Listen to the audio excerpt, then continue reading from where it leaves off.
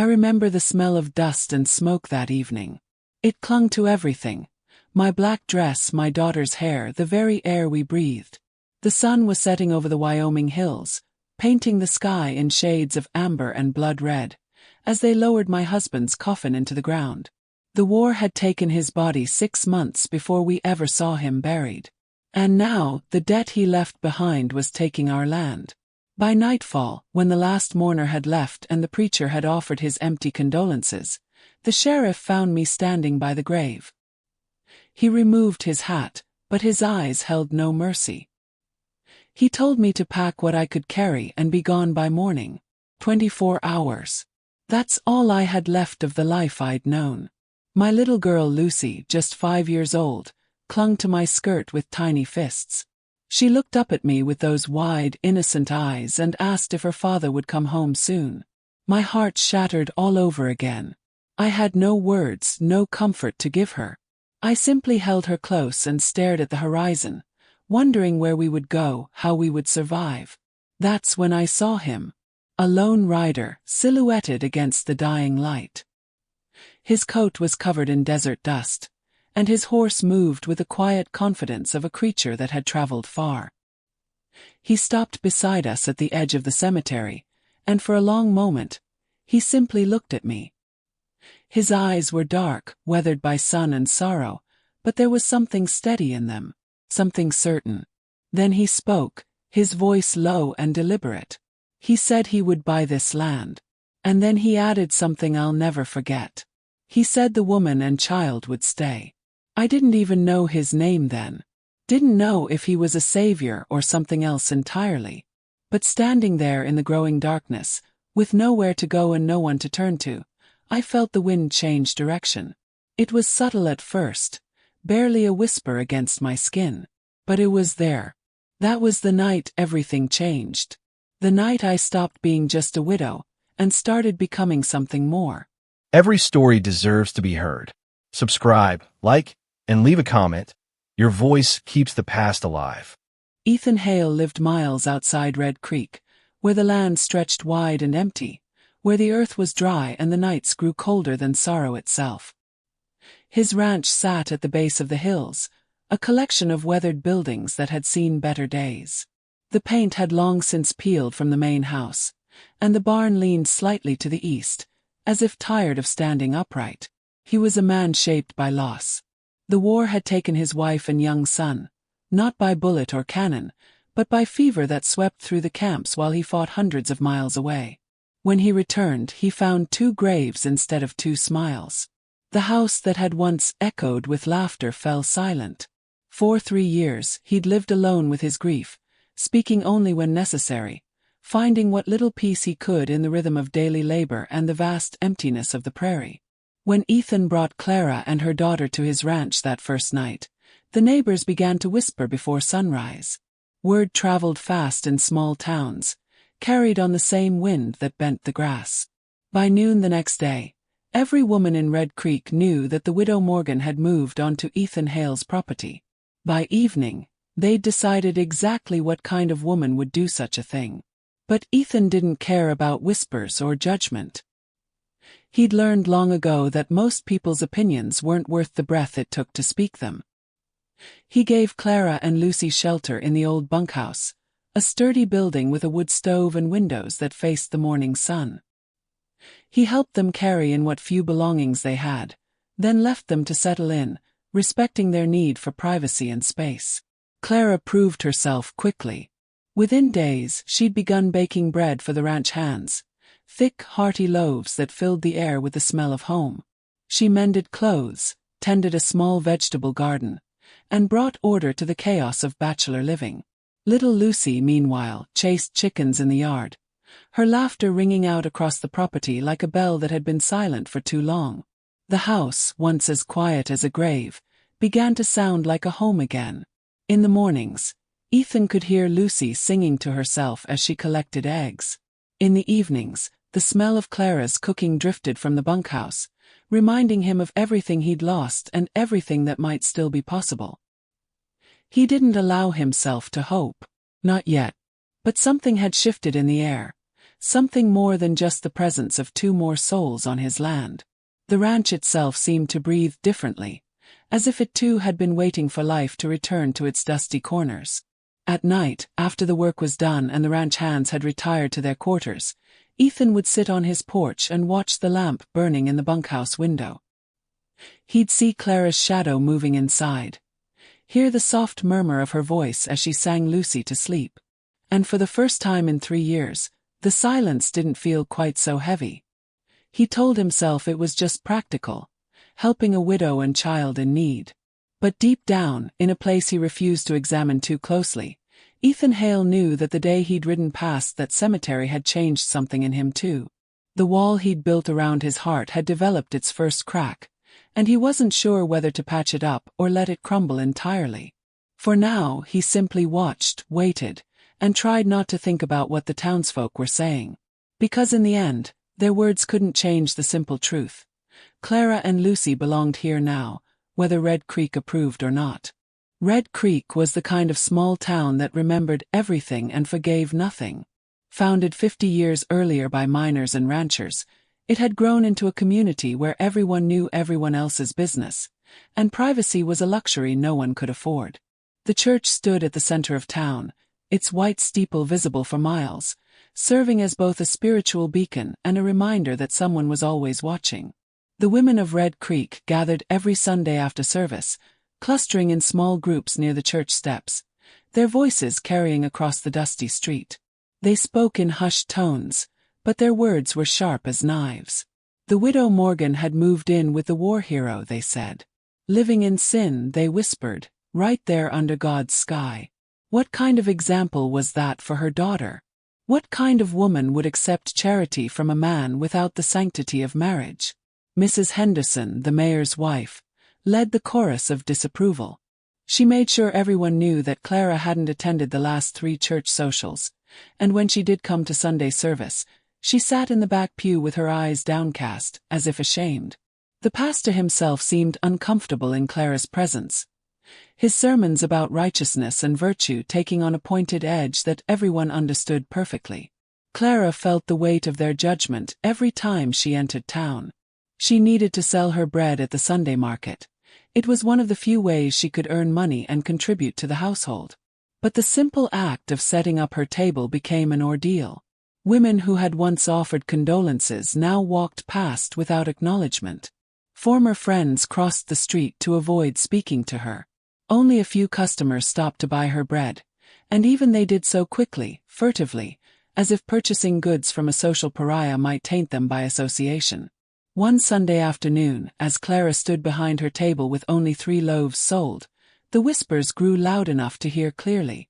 She could feel her cheeks burning, could see Lucy playing nearby, blissfully unaware of the cruelty adults were capable of inflicting with nothing more than words.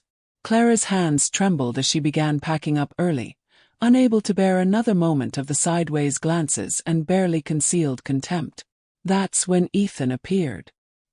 He'd ridden into town for supplies, and he'd seen the cluster of women near Clara's table, seen the way they looked at her. Without a word, he dismounted and walked straight through the marketplace, his boots striking the wooden planks with deliberate purpose. The crowd parted for him. Ethan Hale wasn't a man you blocked when he was moving with intent. He stopped at Clara's table, took her basket of unsold bread, and tucked it under his arm. Then he turned to face the assembled townspeople, his expression unreadable but his voice carrying across the suddenly silent street. He spoke only one sentence, but it was enough. He said Clara didn't owe anyone an apology. Then he placed his hand gently on her shoulder, guided her toward his wagon, and helped her climb up beside him. Lucy scrambled into the back, clutching her wooden doll. As they rode out of town, Clara could feel every eye upon them, could sense the wave of fresh gossip that would follow in their wake. That night, back at the ranch, Clara cried quietly in the bunkhouse. But they weren't tears of shame, not entirely. Mixed with the hurt and humiliation was something else, something warm and unfamiliar. She'd been defended, protected. For the first time since her husband had left for war, someone had stood up for her, had made it clear to the world that she had value, that she deserved respect. Ethan didn't mention the incident. He simply went about his evening routine as if nothing unusual had happened. But as Clara watched him from her window, silhouetted against the setting sun as he tended to his horse, she felt something shift inside her chest. The walls she'd built around her own heart were beginning to crack, and she wasn't entirely sure what that meant for either of them. The summer arrived with a vengeance that year, bringing with it the kind of heat that made the air shimmer and dance above the prairie like invisible spirits. The sun beat down relentlessly day after day, turning the grass the color of old parchment and baking the earth until it felt like walking on hot iron. For weeks, no rain fell from the cloudless sky. The creek that gave the town its name, once a reliable source of water, dwindled to a trickle, then to scattered pools that grew smaller each day. The earth cracked open in jagged patterns that looked like wounds in the skin of the world, deep fissures that seemed to go down forever. The animals felt it first. The cattle grew restless, the horses skittish, the chickens stopped laying as regularly. The ranch hands spoke nervously about fire season, their conversations growing more anxious as July wore on. They checked and rechecked their equipment, making sure every bucket and barrel was filled with precious water, that the shovels were sharp and ready, that the wet blankets were soaked and accessible. Everyone who'd lived on the prairie long enough knew that fire season wasn't a question of if, but when. Ethan took extra precautions, clearing brush away from the buildings, creating fire breaks around the property, drilling his men on emergency procedures. Clara watched these preparations with growing dread, remembering stories she'd heard of entire ranches consumed in hours, of families who'd lost everything to the hungry flames. She held Lucy closer at night, listened to the dry wind rattling the windows, and prayed for rain that never came. Lightning came on a Thursday evening in July, arriving without warning or mercy.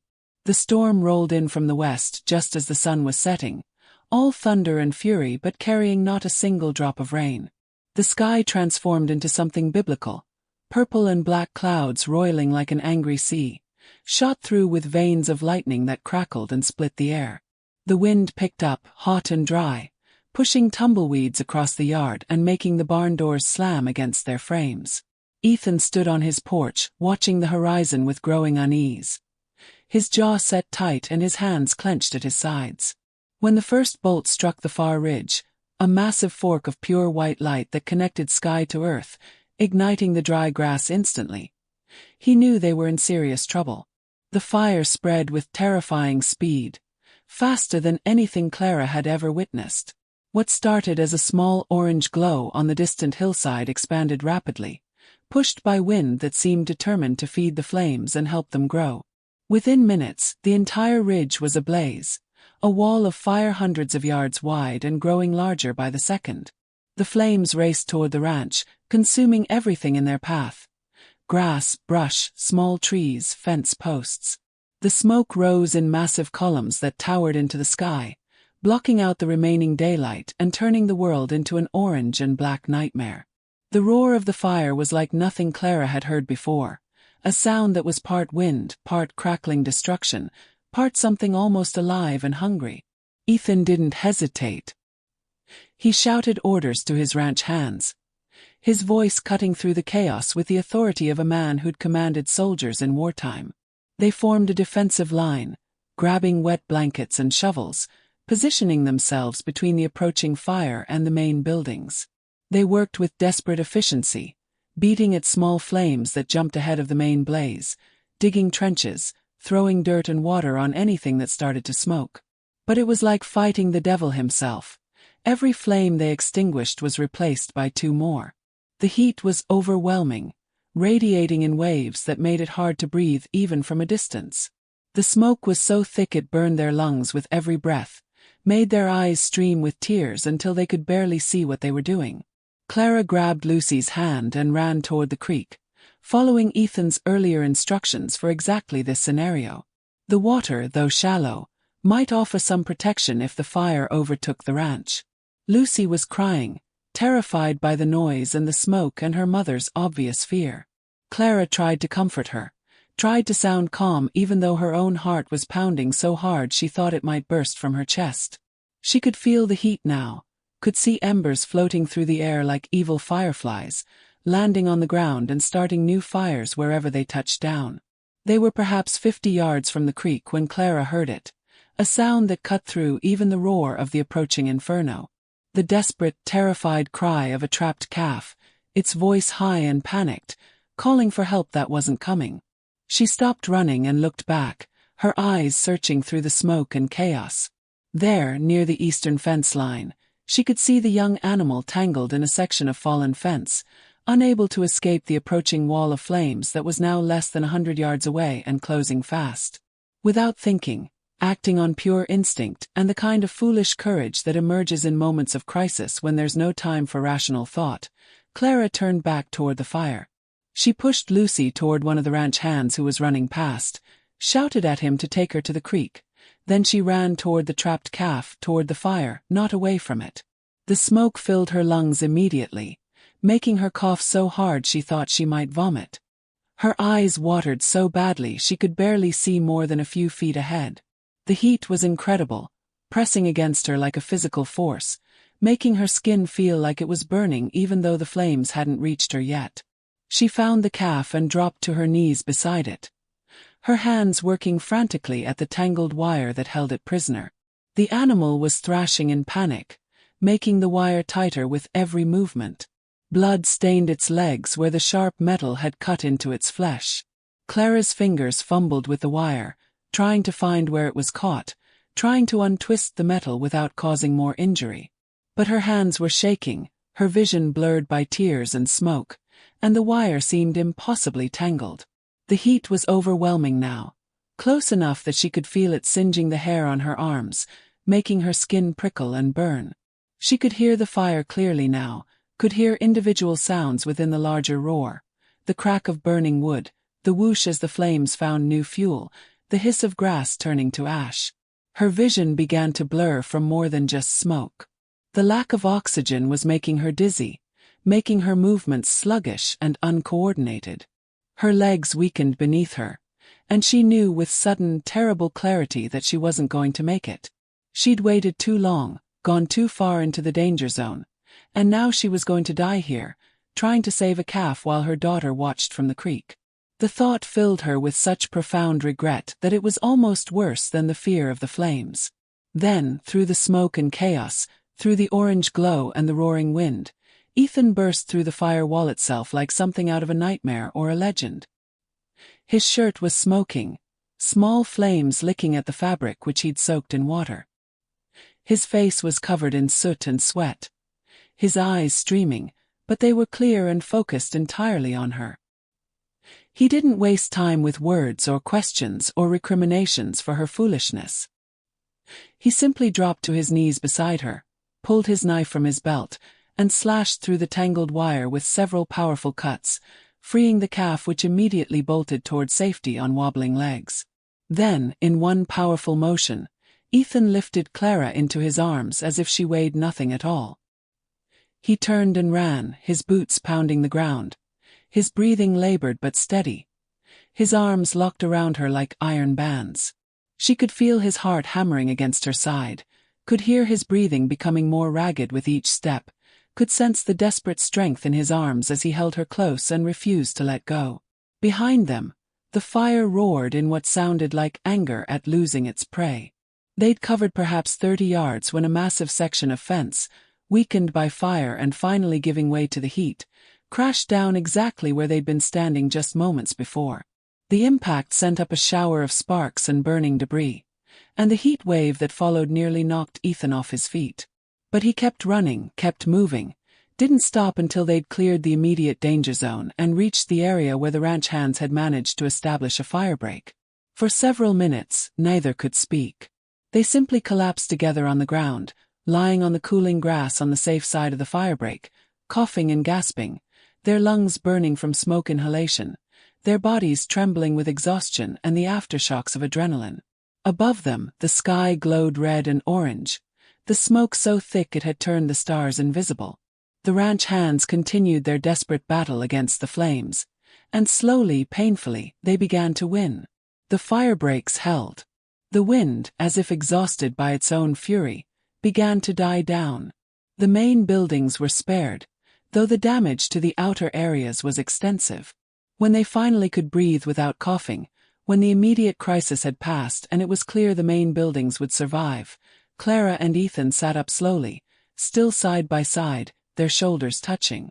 Fences were gone, reduced to twisted metal and ash. The storage barn that held winter feed had burned completely, nothing left but the stone foundation and piles of smoking debris. Several acres of grazing land were blackened and lifeless, the grass burned down to bare earth. The eastern ridge, once covered in green, was now a charred moonscape. But they were alive. The house stood. The main barn had survived.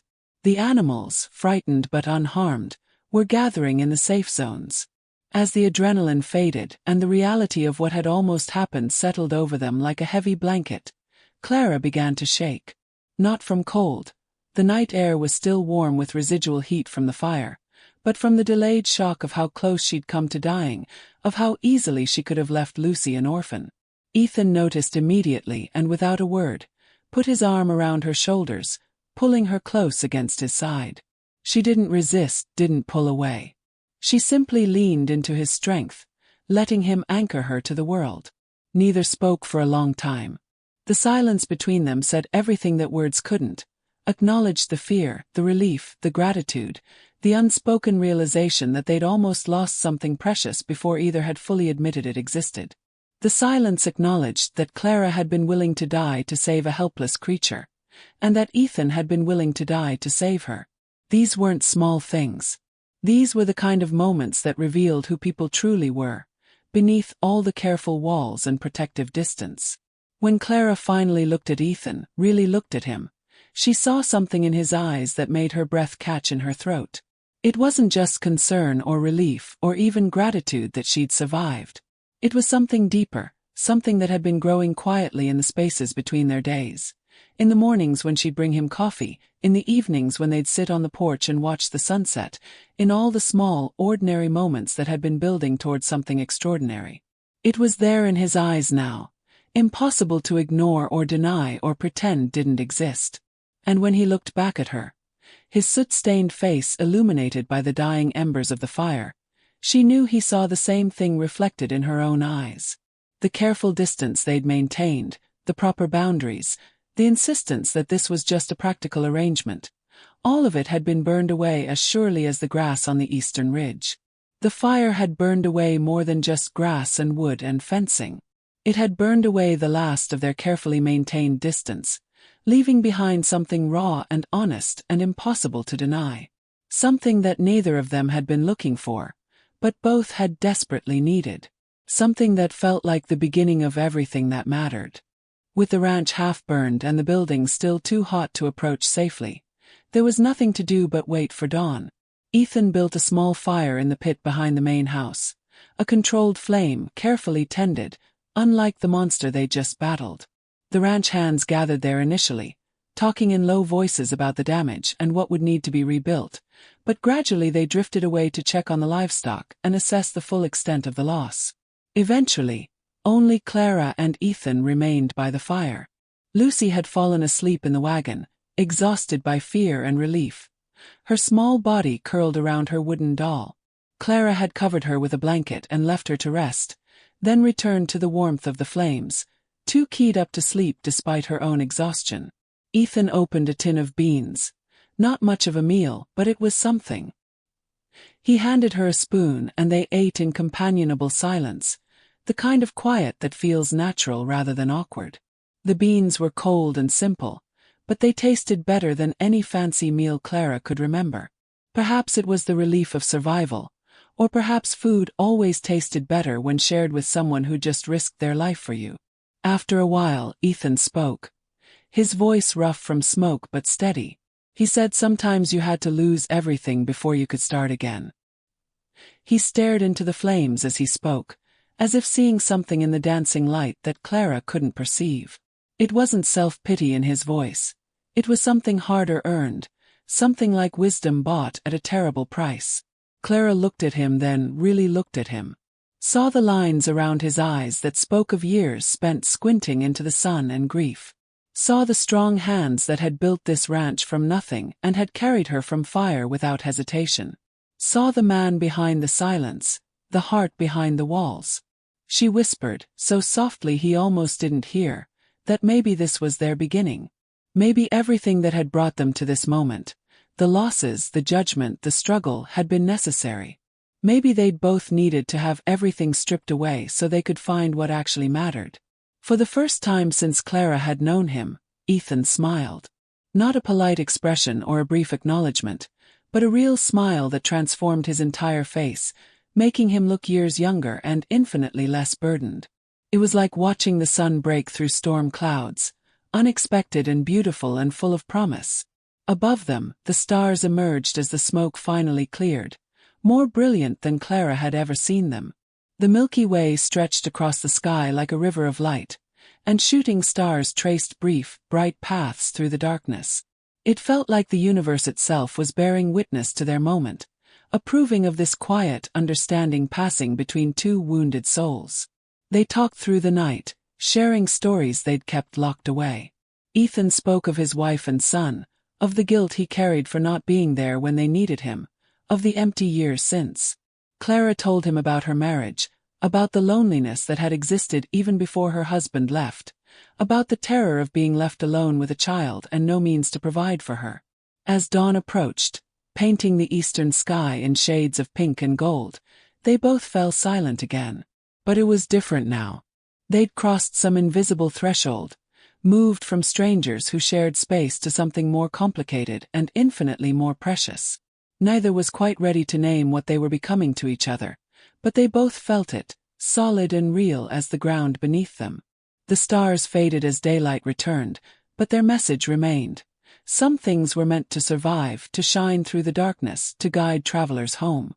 The weeks that followed the fire were filled with the kind of hard, honest work that builds more than just buildings.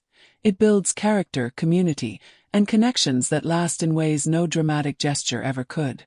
Dawn came early each morning, announced by roosters and the gradual lightening of the eastern sky, bringing with it a long list of tasks that needed completing before the oppressive heat of the day made outdoor labor dangerous and exhausting.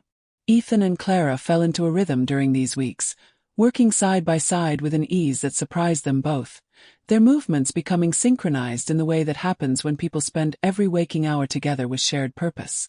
What had started months ago as a practical arrangement between a man offering help and a woman desperately accepting charity had transformed into something that looked very much like partnership, though neither had yet spoken that word aloud. Together they rebuilt fences, post by post, section by section, hammering them deep into the hard earth that had been baked even harder by the fire's intense heat. The work was backbreaking in the most literal sense, digging holes in ground that resisted every strike of the shovel, setting posts that weighed more than seemed reasonable, stringing wire tight enough to contain cattle but not so tight it would snap in winter's brutal cold. Clara's hands, once soft and pale from years of indoor work and domestic tasks, developed thick calluses and grew strong, the muscles in her arms becoming defined and capable. She learned to use tools she'd never held before: post-hole diggers, fence stretchers, hammers heavy enough to drive stakes deep. She learned the satisfaction of creating something solid and useful with her own labor, of seeing physical results from physical effort in a way that baking bread or mending clothes never quite achieved. Ethan worked beside her always, teaching when she needed instruction, offering guidance without condescension, silent and respectful when she didn't need help, always aware of her presence in a way that felt both comfortable and charged with possibility. He showed her how to set a post so it would remain straight for decades, how to tension wire properly, how to read the land and place fences where animals would naturally move rather than fighting against their instincts. He was patient with her mistakes, quick to praise her successes, and never made her feel inadequate or foolish for not knowing things he'd learned over years of ranching. They mended roofs on buildings damaged by flying embers during the fire, climbing tall ladders with bundles of wooden shingles balanced precariously, working carefully in the bright sun to replace what had been destroyed or damaged. The work required trust. One person on the roof working with hands full of tools and materials, one on the ground handing up supplies and watching for any sign of danger, communication constant and crucial between them. Clara discovered she wasn't afraid of heights when Ethan was below, ready to catch her if she fell. His presence making her brave in ways she'd never been before. And Ethan found himself working with more care than usual, more awareness of safety procedures, more attention to every detail, because someone he cared about depended on his attention and competence. They planted seeds in the sections of land not too badly damaged by fire, preparing for the next growing season even as they dealt with the immediate aftermath of the current one. The earth was rich with ash, which Ethan explained would actually make the soil more fertile than it had been before the fire. Death and destruction creating conditions for new life, nutrients returned to the ground in concentrated form. It seemed fitting somehow, symbolic of what was happening between them as well, between their damaged pasts and hopeful future. Clara learned to read the land the way Ethan did, to see not just what was currently there but what could be with proper care and patience. She learned which seeds went deep into the soil, which needed to be planted shallow near the surface, which crops needed more water and which could survive on less, which plants would grow together harmoniously and which would compete destructively.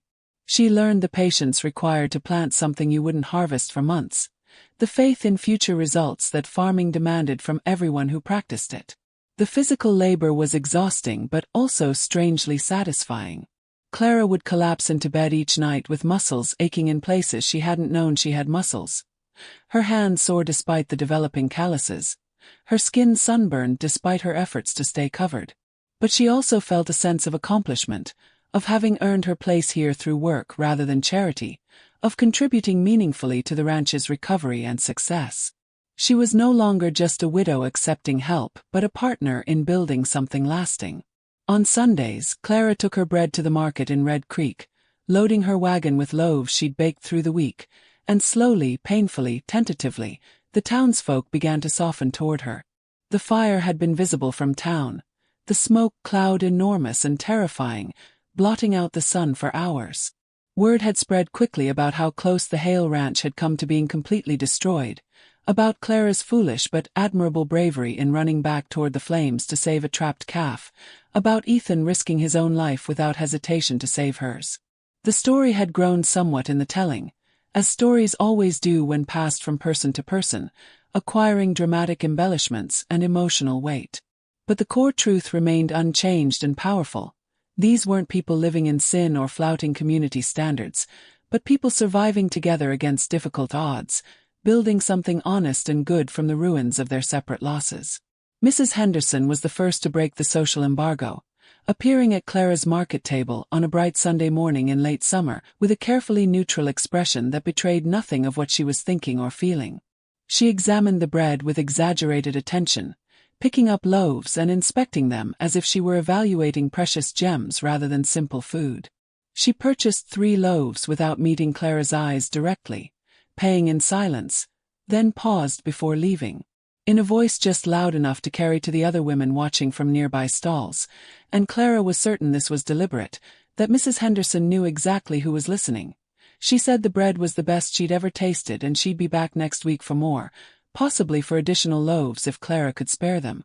It was a small thing, just a few words spoken in a market, a simple transaction between customer and vendor. But in a town like Red Creek where social status and reputation meant everything, where a woman's standing could be destroyed by whispers and rebuilt by public approval, it was enormous.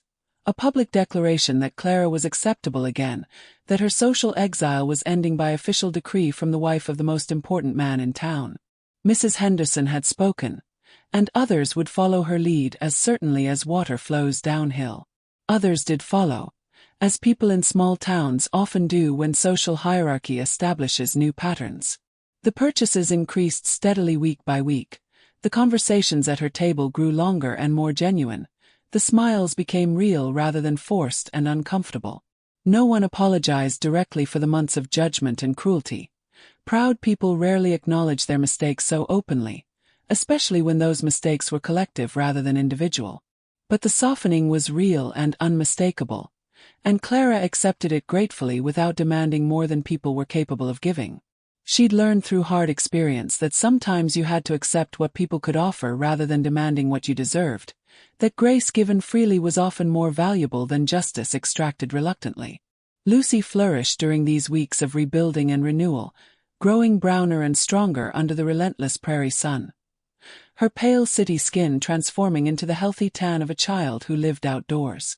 She went to the small schoolhouse on weekdays, walking the 2 miles with children from neighboring ranches, coming home each afternoon with stories about her lessons and new friends, about games played at recess and things she'd learned.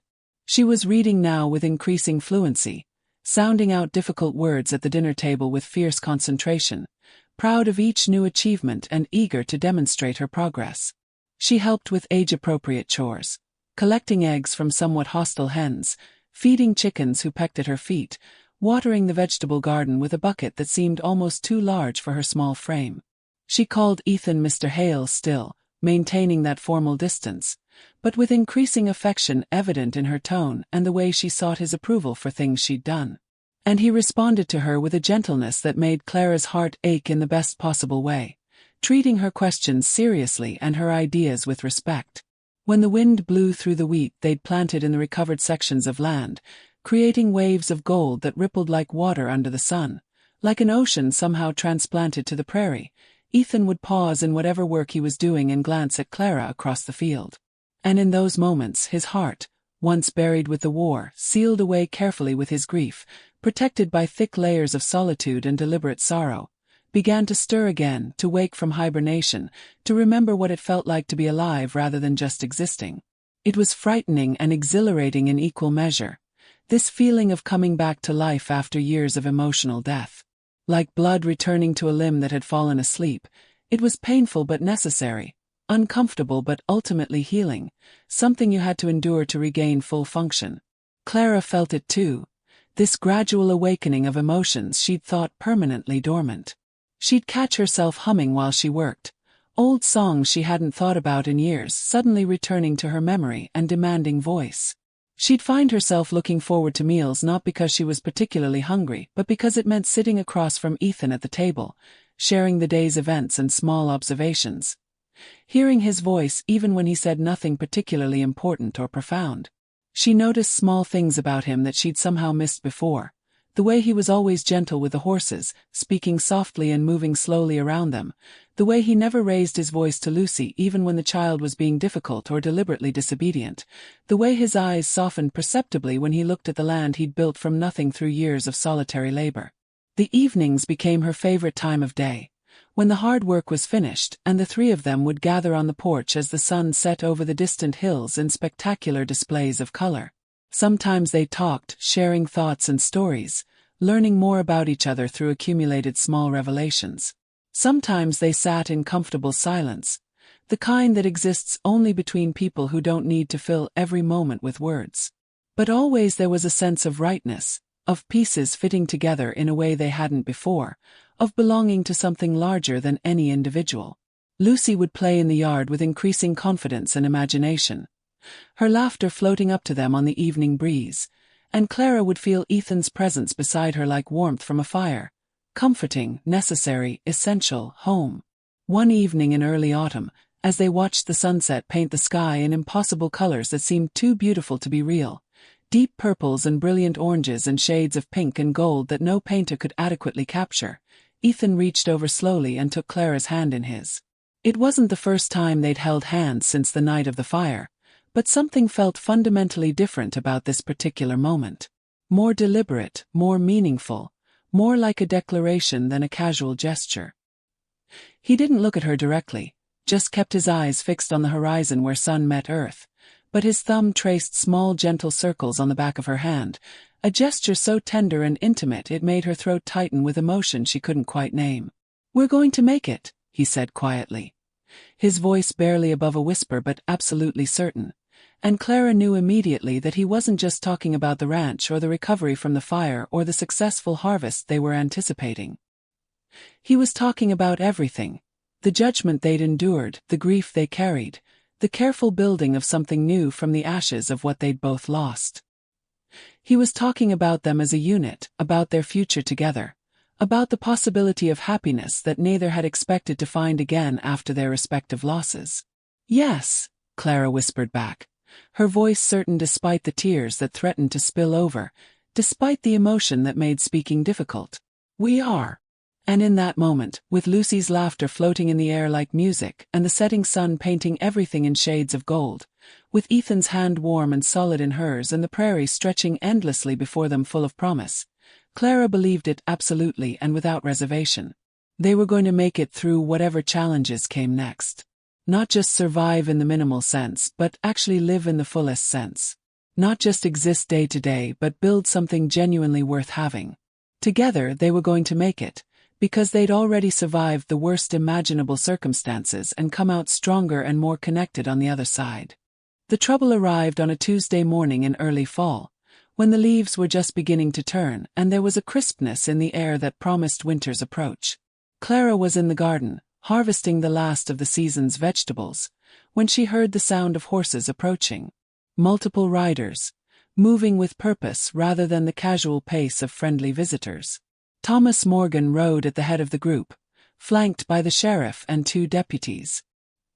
He was a tall man with a cruel mouth and eyes that assessed everything in terms of value and profit. Clara had met him only once, at her husband's funeral, where he'd offered cursory condolences before immediately asking about the property and debts. He dismounted with theatrical flourish, pulling a yellowed document from his coat pocket. He announced loudly, making sure everyone within earshot could hear, that he was Clara's late husband's cousin, a fact she knew all too well. He waved the paper in the air and declared that the original deed to Clara's property, and by extension the land Ethan had purchased, was rightfully his. He claimed her husband had signed it over before leaving for war, as payment for a debt Thomas had covered. The sheriff, a man who'd always been more interested in political connections than justice, nodded gravely and stated that the deed appeared legitimate. He told Ethan, who'd emerged from the barn at the sound of visitors, that the sale might have been illegal since Clara's husband hadn't actually owned the land free and clear. If Thomas's claim held up, Ethan would lose his investment and Clara would lose her home again. Ethan stood his ground, his hand resting casually near his hip, where his gun sat in its worn holster. He spoke calmly but with absolute certainty, saying the purchase was legal and recorded properly at the county office. He'd done his due diligence, had made sure everything was in order. If Thomas had a legitimate claim, he should have made it before the sale went through. Thomas's face darkened with anger. He wasn't accustomed to being challenged, especially not by some quiet rancher who thought he could interfere with family business. Words grew heated, voices raised. The ranch hands gathered at a distance, watching with tense awareness. Lucy peeked out from the bunkhouse, her eyes wide with fear. When words failed to achieve his purpose, Thomas's hand moved toward his gun. It was a stupid, desperate gesture from a man who'd expected intimidation to be enough. But the moment his fingers touched the weapon's grip, everything changed. The shot echoed through the valley like thunder, sharp and final. Birds exploded from nearby trees, and the horses whinnied nervously. When the gun smoke cleared, Thomas stood with his weapon still holstered, a look of shock on his face. Ethan's gun was drawn, and blood was spreading across his left shoulder where Thomas's bullet had struck, because Thomas had drawn first, faster than anyone expected, getting off a shot before Ethan could prevent it. But Ethan's return shot had been precise and controlled. Thomas's gun fell from nerveless fingers, his arm wounded but not fatally. The sheriff and deputies drew their weapons, but stopped when they saw Ethan's aim hadn't wavered despite his injury, and when they realized that the ranch hands had also armed themselves, surrounding the group. The sheriff, sensing the situation could escalate into a massacre, suddenly became interested in justice rather than politics. He carefully picked up Thomas's gun, noted that it had been fired first, and told Thomas he'd be taken in for questioning about his claim, and about attempted murder. Clara ran to Ethan, her hands trembling as she pressed them against his bleeding shoulder, trying to stop the flow of blood. Her face was pale, her eyes wide with terror at how close she'd come to losing him. Ethan swayed slightly, the adrenaline fading and pain setting in, but he remained standing. He took her hand with his uninjured arm, his grip surprisingly strong, and whispered words that would echo in her heart forever. He told her that she and Lucy belonged here, that this was their home now. He made her promise never to leave, no matter what happened to him. As the sheriff led Thomas away and the doctor was summoned from town, Clara held Ethan upright, tears streaming down her face. She'd come to this ranch as a desperate widow with nowhere else to go. But somewhere along the way, it had become home, not because of the land or the buildings, but because of the man who'd been willing to die defending her right to stay. The snow came early that year, arriving in November with a fury that surprised even the oldest residents of Red Creek. Within days, the world transformed into a landscape of white and silence, beautiful and treacherous in equal measure. The ranch became an island, cut off from town by drifts that rose higher than a horse's head. Ethan lay weak in his bed, fever burning through him despite the cold that seeped through every crack and crevice of the house. The bullet had been removed, but infection had set in, turning what should have been a straightforward recovery into a battle for survival. Clara tended him day and night, barely sleeping, changing his bandages, forcing him to drink water and broth, sitting vigil through the long dark hours when his fever raged hottest and he called out names from his past. Lucy helped in her own way, bringing her father figure cool cloths, reading to him from her simple storybook, telling him about the snow fort she was building outside. The child's innocence and determination seemed to pierce through Ethan's delirium in ways that medicine couldn't, giving him something to hold on to when the fever tried to pull him under. The townsfolk of Red Creek, who'd spent months whispering about Clara and Ethan's arrangement, surprised everyone, perhaps even themselves, with their response. Despite the dangerous conditions, people came. They arrived on horseback and in wagons, bringing firewood, food, blankets, and medicine. The same women who'd once crossed the street to avoid Clara now showed up at her door with warm stew and offers to help with chores. Mrs. Henderson, the mayor's wife who'd led the chorus of judgment, spent an entire day helping Clara wash linens and prepare meals. She didn't apologize with words. Proud women rarely do, but her presence and hard work spoke volumes. The pastor came too, offering prayers but also practical assistance, repairing a section of fence that had been damaged in the fire months earlier. The transformation was remarkable and humbling. It seemed that the threat of losing Ethan, the sight of him wounded while defending his home and family, had awakened something in the community's collective conscience. They judged too quickly, spoken too harshly, and now they sought to make amends through action rather than words. As December arrived and Ethan slowly began to recover, the ranch became a hub of activity. Men repaired the barn damaged in the fire. Women brought baked goods and preserves to stock the pantry. Children played with Lucy, giving her companionship she'd been lacking. The isolation that had defined life at the Hale ranch gradually gave way to community, to connection, to the kind of support that makes survival possible in harsh lands. Christmas arrived with clear skies and bitter cold. Ethan was finally strong enough to sit up in bed, though still too weak to do much more. Lucy, with Clara's help, had been working on a secret project for weeks. On Christmas morning, she approached his bedside with trembling hands and placed something carefully on the blanket beside him. It was a wooden horse, small and beautifully carved, every detail perfect. Ethan recognized it immediately. He'd been making it for Lucy before the shooting, intending to give it to her as a gift. But in his absence, Clara had found the unfinished piece and completed it, following his design, adding her own touches. It was meant to be from both of them, a symbol of the family they'd become. Ethan picked up the horse with shaking hands, and for the first time in years, tears glistened in his weathered eyes. They weren't tears of sorrow but of overwhelming gratitude, for survival, for second chances, for the family he'd found when he'd stopped looking for one.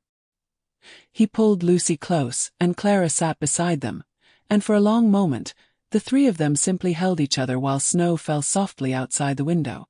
The ranch, which had been filled with laughter and voices for weeks, seemed to hold its breath in that sacred moment. This was what home felt like. Not a place but a feeling. Not walls and roof, but hearts choosing to beat together through whatever storms came their way. Winter would last several more months, bringing more challenges and hardships. But the Hale ranch had weathered the worst, and emerged stronger for it. The community that had once judged now supported. The man who'd lived in isolation now had a family. And the widow who'd thought her story had ended at a graveside had discovered that sometimes the best chapters come after we think the book has closed. Now the hills are green again. Impossibly, brilliantly green after the long winter and all the gray months that came before it. Spring arrived like a promise kept, like a debt the universe owed us finally being paid with interest. It brought with it wildflowers that carpet the valleys in colors I'd forgotten existed during those dark months when everything was white and cold and uncertain. Purple lupin grows in thick patches along the creek banks. Yellow balsamroot dots the hillsides like scattered gold coins, and delicate white trillium hides in the shaded areas where the morning sun takes longest to reach. The creek that gives our town its name runs full and clear, swollen with snowmelt, its voice a constant song of renewal that I can hear from our porch on quiet mornings. Lucy runs through these fields now with complete freedom, her laughter echoing through the valley like music I never tire of hearing, like a melody I didn't know I'd been waiting my whole life to experience. She's grown so much in the year and a half we've been here. Grown taller certainly, but also stronger, brighter, more confident in herself and her place in the world. She calls Ethan Papa, now without any hesitation or self-consciousness, and my heart swells every single time I hear it, every time I see his face soften at the sound of that word from her lips. She's made genuine friends at the schoolhouse, children who invite her to their homes and whose parents treat me with respect rather than barely concealed contempt. She comes home each day with stories and dirt on her dress and joy in her eyes, and I know with absolute certainty that this is what childhood should look like, what I'd feared she'd never experience when we were living hand-to-mouth after her father died. Ethan's hand is rough and scarred, the physical marks of a life spent working this hard land, fighting fires, surviving gunshots that should have killed him.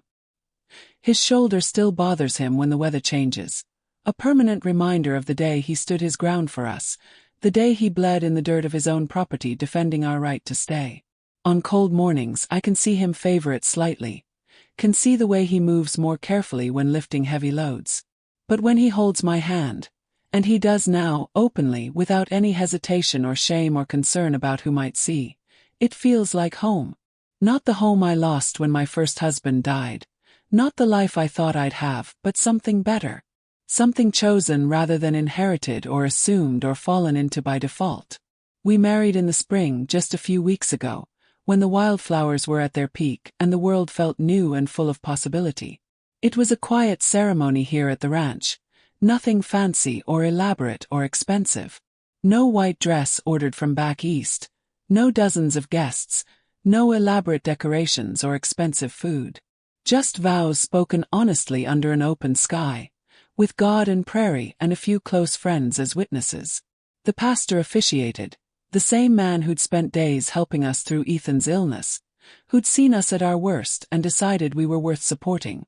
Promises made and meant, simple words that carried the weight of everything we'd survived together. Mrs. Henderson cried during the ceremony, though she tried to hide it behind her handkerchief, dabbing at her eyes as if she had something in them rather than admitting to emotion. The townsfolk brought food and music despite the informal nature of the event. Someone produced a fiddle, someone else a guitar, and we danced in the yard as the sun set over the hills, painting everything in shades of gold and amber. Lucy wore wildflowers in her hair that she'd picked that morning with grave concentration, creating a crown that made her look like some sort of prairie fairy. She declared it the best day of her whole life, and I couldn't disagree with her assessment. It was simple and small and perfect, everything I never knew I wanted. I once thought love was a story that ended at the grave. I thought I'd had my chance, my one great romance, my opportunity at happiness, and that the rest of my life would be about survival and endurance rather than joy or fulfillment. I imagined myself growing old alone, defined by what I'd lost rather than what I might still find. Making it through each day, raising my daughter as best I could, trying to find meaning in small moments because the big ones were behind me. I thought the overwhelming emotions, the sense of coming home to another person, the feeling of being truly seen and valued. I thought all of that was part of my past, buried with my husband in that Wyoming cemetery where this whole journey began. But I was wrong. So beautifully, wonderfully wrong about everything. Love isn't just one story with a single ending. It's not a door that closes and locks forever, never to be opened again no matter how hard you push. Love is what happens when two broken souls decide to stop hiding behind their wounds, stop protecting themselves from potential hurt, and choose to live again. Really live, not just exist or survive or go through the motions of being alive while feeling dead inside. It's messy and complicated, and sometimes it comes when you least expect it, wearing dust-covered clothes and speaking in a voice rough from years of silence. Ethan and I don't pretend we weren't damaged when we found each other. We don't try to erase our pasts or act like our losses didn't shape who we are. We carry our scars openly. His loss of wife and child, my grief over a marriage that was less than I'd hoped for even before death ended it, the weight of our separate sorrows that we dragged behind us like chains for so long. But somehow, together, those burdens feel lighter. We've learned that healing doesn't mean forgetting what happened or pretending the pain never existed. It means making space for new joy alongside old pain, letting them coexist without letting the darkness consume the light. It means accepting that we can honor our pasts while still building our futures. Sometimes when the evening wind blows across the plains, and it does that every day here, this place is defined by its wind, I still hear voices carried on it. Not my late husband's voice, surprisingly. That has faded into a gentle memory rather than a constant presence. But I hear Ethan's voice from that first night, from the cemetery when he changed the course of my life without either of us knowing it yet. I hear the certainty in his words when he said the woman and child would stay, the quiet command that redirected my entire future. And I hear what he told me after the shooting, when blood was soaking through my fingers and I thought I might lose him, when he made me promise never to leave no matter what happened to him.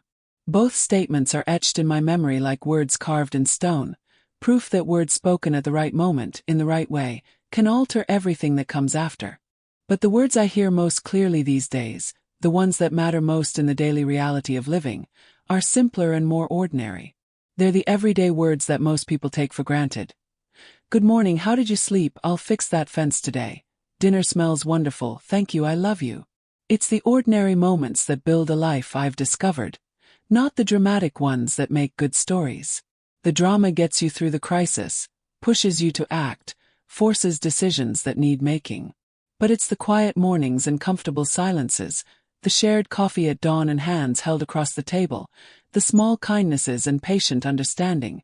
Those are what make a marriage work over years and decades. The ranch is thriving now in ways I couldn't have imagined during those first uncertain days. The sections burned by the fire have been replanted with care, and they're growing strong and green, actually producing better than before because the ash enriched the soil. The new barn stands sturdy and straight, built by hands that cared about the work they were doing. The cattle are healthy, multiplying, becoming a real herd rather than just a few head.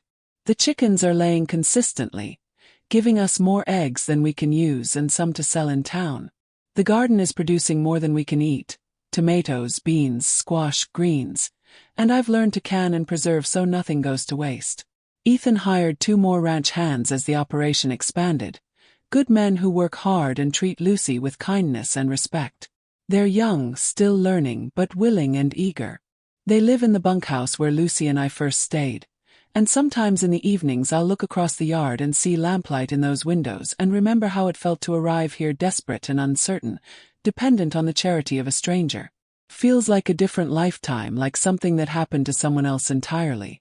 We're planning to build onto the house this summer, adding rooms and making it a true family home rather than the bachelor residence it was designed to be. Lucy needs her own room as she grows older, needs space that's hers alone, needs privacy and independence appropriate to her age. And maybe, if we're blessed by fortune and fate, there might be another child someday. Another chance at family, at fullness, at the kind of life neither Ethan nor I thought we'd have again. We haven't spoken about it directly yet, but I've seen the way he looks at Lucy, the way he's blossomed into fatherhood, and I think he might want that too. Time will tell. We're not rushing anything anymore, not pushing or forcing or demanding that life move faster than it's ready to move. I keep remembering something Ethan said to me once, during our first days here when everything was uncertain and frightening and I didn't know if I'd made a terrible mistake accepting his offer. He said that sometimes the wind carries us to places we never planned to go, never even imagined we might end up, and the only choice we have is whether to fight it or let it guide us. I fought so hard at first, against the town's judgment, against the change, against my own feelings, against the terrifying possibility of opening my heart again and risking the kind of pain that comes when you love something you might lose. But eventually, exhausted by fighting, I stopped resisting. I let the wind carry me wherever it wanted to go. And it brought me here. To this ranch that's become more home than anywhere I've ever lived. To this family that's mine by choice rather than accident of birth. To this man who sees my strength and my weakness, my courage and my fear, my best qualities and my worst flaws, and loves me anyway, completely without reservation. To a community that judged us harshly but learned to embrace us, that made mistakes but corrected them, that proved people can change and grow if given the chance. To mornings where I wake up without dread weighing on my chest, and evenings where I fall asleep feeling grateful rather than afraid of what tomorrow might bring. The old-timers in town have a saying that I've heard repeated in various forms, that the wind in Wyoming only moves forward, never back. It's always pushing toward something new, never dwelling on what was, never trying to recreate or return to the past. For the longest time I didn't understand what that meant beyond the literal truth that wind is just air movement from high pressure to low pressure, that it can't reverse or go backward. I thought it was just talk, the kind of folk wisdom that sounds profound but doesn't mean much in practical terms, the sort of thing people say to sound wise without actually offering useful advice. But now I understand what they meant, what that saying is really about. The wind is change itself, constant and inevitable and impossible to avoid completely. It represents all the forces that move us through life whether we want to move or not. Loss and opportunity, tragedy and blessing, endings and beginnings. You can build walls against it, you can hide from it, you can pretend it doesn't exist or won't affect you. But eventually it will find you and move you whether you're ready or not, whether you've prepared or remained stubbornly unprepared. The only real choice any of us has is whether we'll let it destroy us or transform us, whether we'll be broken by change or shaped by it into something new and possibly better. I choose transformation. Every single day, I wake up and choose it again, deliberately and consciously. I choose to move forward rather than remaining frozen in past grief. I choose to build rather than simply maintain. I choose to love rather than just existing in safety behind walls that protect but also isolate. I choose to be vulnerable even though vulnerability means risk, even though opening your heart means accepting the possibility of loss. Because I've learned that the alternative, staying closed and safe and alone, isn't really safety at all. It's just a slower, quieter kind of death, a gradual fading rather than living fully. So when that evening wind blows across the plains, carrying the scent of sage and grass and distant rain, promising storms that might come or might pass us by, I stand on the porch with Ethan beside me. His arm is around my shoulders, solid and warm and real. Lucy's laughter floats up from the yard where she plays with the ranch hand's children who've come for supper, their voices bright with youth and innocence and joy. And I whisper into that wind a quiet thank you, for the changes that broke me open, for the chances I never expected to receive, for the courage to begin again when beginning again felt impossible. I don't look back anymore. Not with regret, not with longing, not with bitterness about what was lost or what might have been different. My past is part of me, woven into who I am, visible in my scars and my strengths. But it doesn't own me anymore, doesn't control my present or dictate my future. The memories live in my heart without consuming my thoughts, taking up appropriate space rather than dominating everything else. I honor what was while embracing what is and what might yet be, holding them all in balance. Because this time the wind is carrying us both. Carrying all three of us, actually Ethan, Lucy, and me. A family made not by blood alone but by choice and circumstance and stubborn survival, by the decision to stay when leaving would have been easier, by the courage to try again when trying had previously led to pain. We're not perfect, not even close. We stumble regularly. We struggle with our own demons and each other's quirks. We have days when the old grief creeps back in and makes everything harder. But we face it together, and that makes all the difference. Shared burden is lighter burden.